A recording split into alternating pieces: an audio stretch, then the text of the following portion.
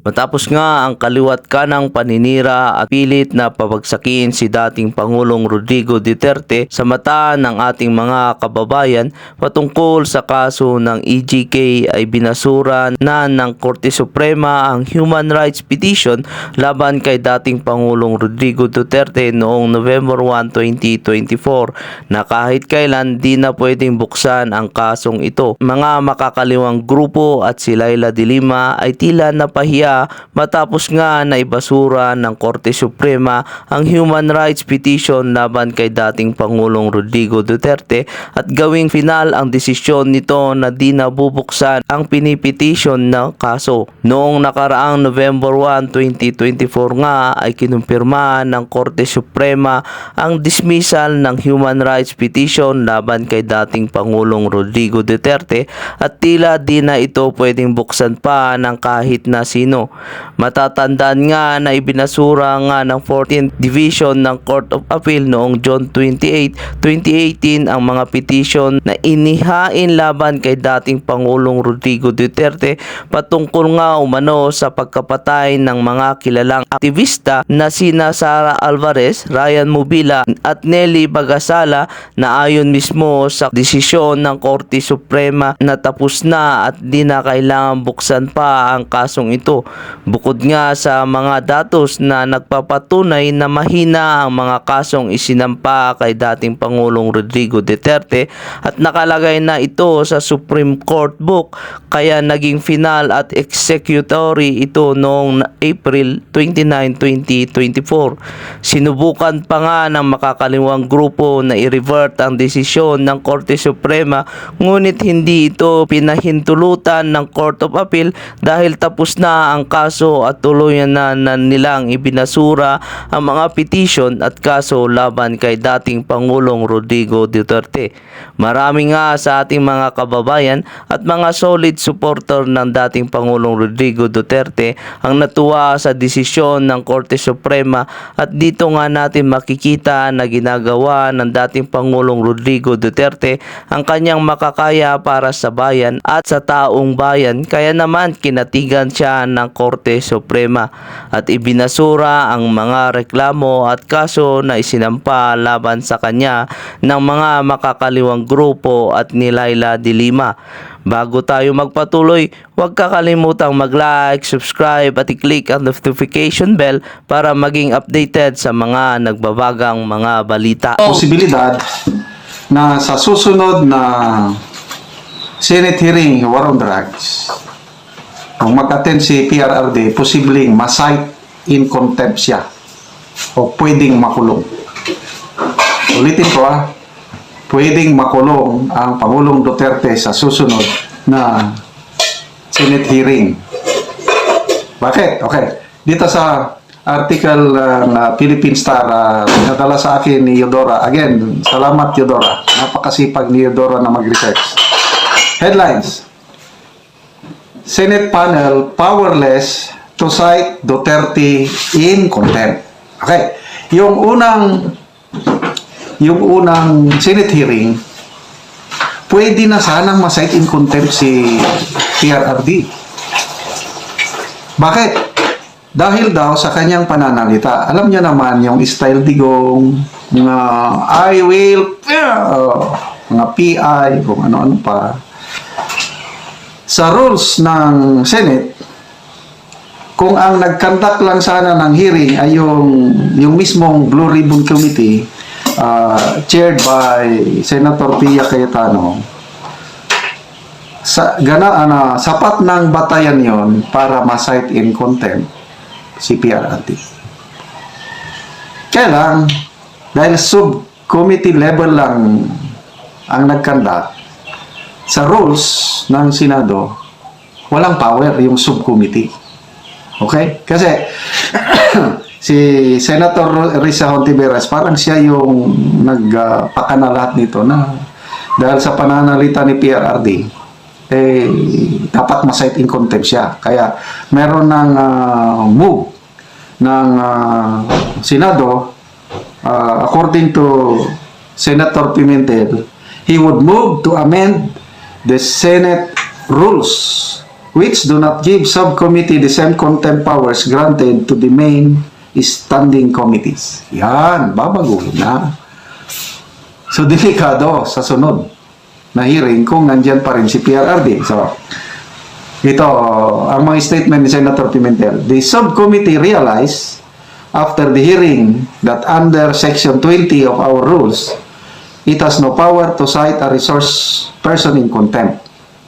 Before we hold a second hearing, we need to empower the subcommittee to cite persons in contempt and amend this section. You know, in-interview siya sa DWIZ. Okay. So, ulitin ko, si Senator Hontiveros ang nagbigay ng warning na i-cite nila o siya mismo mag-cite in contempt kay Pangulong Duterte kung ulitin niya yung style ba niya na, alam niyo na, yung the only one who can do that. Kasi, lumalabas, inagaw ni PRRD ang Senate hearing. Parang siya ang bidang-bida.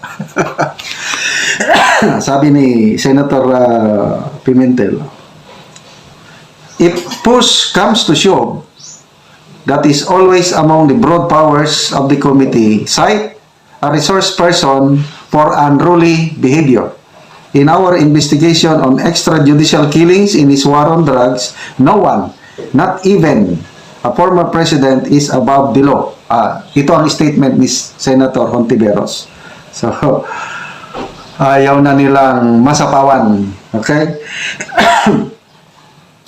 In wanting Duterte detained at the Senate for contempt, sinabi ni Hontiveros na she found the former president very rude. Talaga naman ganyan siya. For the past 6 years during his presidency, ganyan na yan. Hindi matanggap-tanggap ni Senator Hontiveros na naisahan siya. Hindi sila nakaporma. Tignan nyo yung nangyari. Pati si Senator De Lima hindi rin nakaporma dahil nandyan si Senator Jingo Estrada na nilabas ang mga kakulangan ni De Lima noong panahon niya as CHR chairperson at saka DOJ secretary. Ang daming mga pangyayari na pwedeng kasuhan, kaya lang ni isang kaso wala. Parang incompetent, sabi nga ni Senator Jinggoy. Kaya ito, parang frustration na lang siguro ni Hontiveros na wala silang nagawa. Umamin, si Senator Trillanes pala ang umamin. Tinanong siya ni Christian Isguera na sino bang panalo, sinong bida yung first hearing. Sabi ni Trillanes na sadly, unfortunately, it was Duterte who won. Kaya lang, short-lived daw lang yun. Hindi panghabang ano. Kaya pala, ito ang plano nila sa next hearing. Pwedeng isite. So, mas maganda kung hindi na mag-attend si PRRD. Ano sa tingin nyo? Iimbitahin pa ba? Mag-attend pa ba ang Pangulong Duterte? Palagay ko, tama na, di ba? Kasi kailangan sa second hearing, ang mga importanteng mag-attend, yung mga star witness ng Quadcom.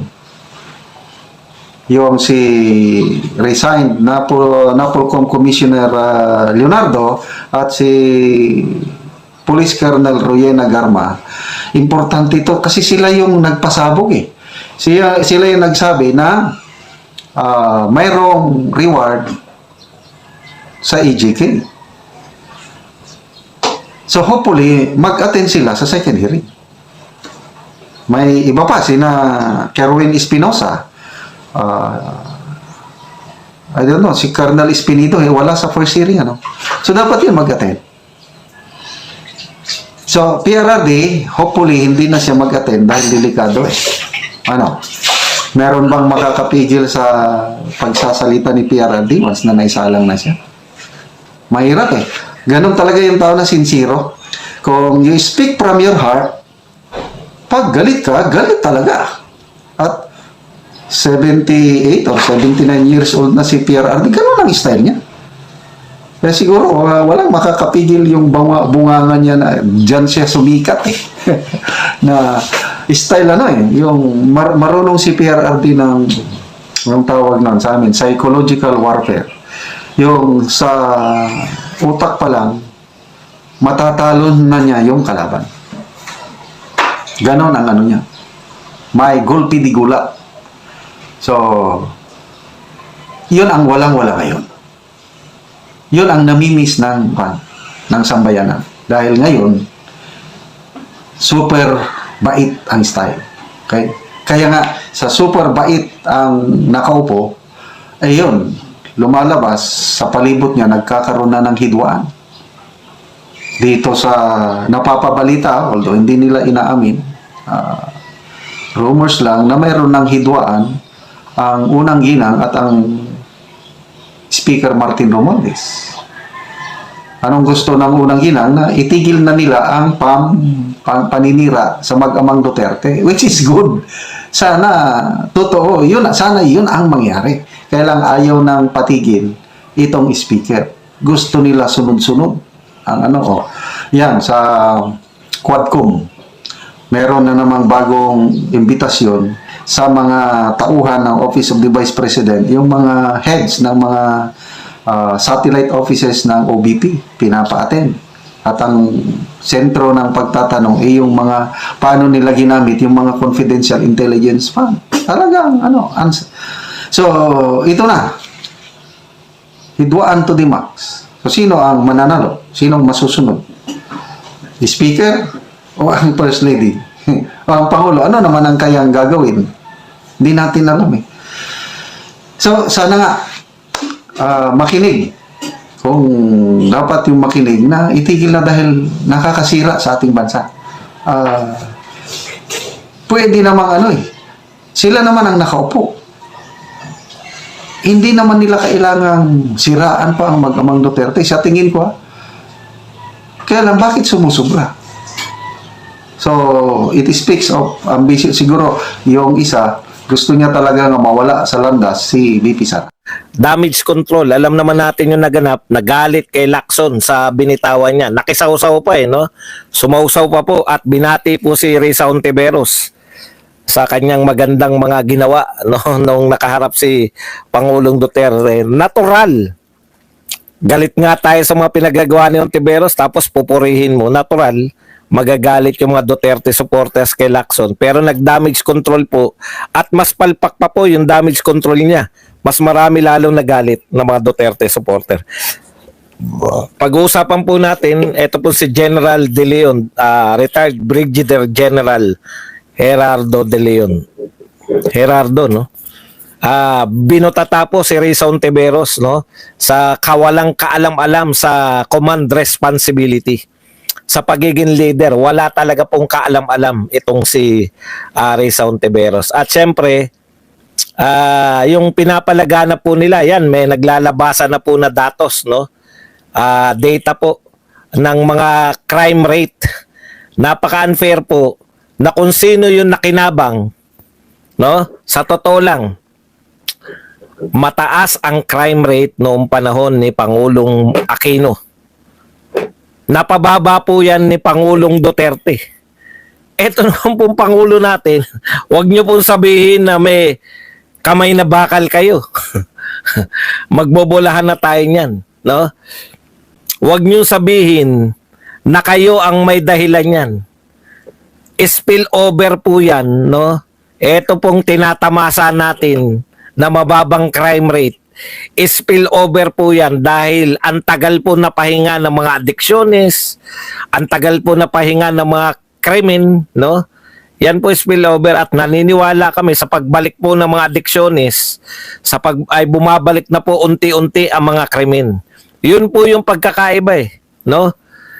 Kay Pangulong Duterte po, mataas na mataas yung krimen, panahon ni Pinoy, napababa niya. Ito naman napababa na ni Pangulong Duterte, dapat i-maintain, hindi po ma-maintain yan dahil nagbabalikan na Swerte na nga, no? Ginagamit pa nila laban kay Duterte yung swerte niyang namana na konti na lang sana yung kriminal. Wala tayong magagawa no? Imbis na ipagpasalamat nila ng sumunod kay Duterte na napababa niya yung krimen, sinisi pa si Duterte. Pinagmalakihan pa na mas magaling daw yung pamumpo. Baha nga, hindi mo kaya yung pang crime reduction.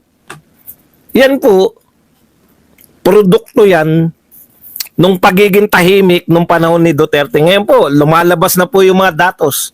Makukumpara po natin. Yan ang mga pag-uusapan natin, pero bago yan, kung bago ka pa lang dito sa ating channel, mag-subscribe ka na. Dahil ito lang ang tayong channel na may kinikilingan, may pinapanigan. Una sa balita, huli sa impormasyon, kaya ano pang hinihintay nyo? Pindot na. Okay. Unahin na natin to si Ping Lacson. Kasi ito naman ang pinakamalaking balita natin. Pagkatapos ng hearing, kinabukasan, nagpahayag to si Ping Lacson. Siyempre, ano siya di ba? Epal sikat na sikat yung hearing. Dinaluhan ni Pangulong Duterte, milyon-milyon ang mga nanonood sa mga reaksyon. Sabi nga ni Panelo, grabe, milyon na nanonood sa reaksyon ko. O, di ba? Ibig sabihin, bumulaga sa kanila, kala nila mawawasak nila yung mga Duterte sa pamamagitan ng mga ganitong hearing. Baliktad na naganap Lalo po nilang pinasikat si Tatay Digong. Okay, sa madaling salita, nag-react to si Ping Lacson. Ito po ang sinabi niya, bakit nagalit? Ito. Yesterday, the upper chamber was invaded by the former President of the Republic. Only one, tignan niyo sinabi Yesterday, the upper chamber was invaded by the former President of the Republic. In-invade daw ni Pangulong Duterte. Only one consistently and steadfastly stood up to preserve the dignity of the Philippine Senate. Ano po ibig sabihin yan? Iisa lang. Ibig sabihin, sa pagkakaunawa natin, in-invade ni Duterte at isa lang ang nagtanggol sa dignidad ng Philippine Senate. Ibig sabihin, winalanghiya. Ayon kay Lacson, in-invade, winalanghiya, hindi ginalang ni Pangulong Duterte yung Senate hearing. Yun yung pagkaintindi namin kasi yan yung gusto mong palabasin She happens to be a woman who answers present during a roll call. Her name is Risa Ontiveros. So, ang naganap, nagkasagutan si Risa Ontiveros at si Pangulong Duterte. Sa madaling salita, kinampihan mo Lacson. Kinampihan mo si Ontiveros. Ang gusto mong palabasin, tama si Ontiveros. Siyempre, kung may tama, mali si Duterte. Winalanghiya ni Duterte, si Ontiveros lang po ang kaisa-isa na nagtanggol sa Senado sa pangwawalang hiya ni Duterte. Yan yung ibig mo sabihin, in-invade niya, nagsabog ng kawalanghiyan, in-invade niya, dinungisan ng dignidad ng mga senador. Pero wala nakapalag, si Risa Ontiveros lang. Yan yung gusto mong sabihin. Di ba? O yan yung pagkakaunawa ng 99%. Makakakampi mo, maka pro-administrasyon na katulad mo, Ping Lacson.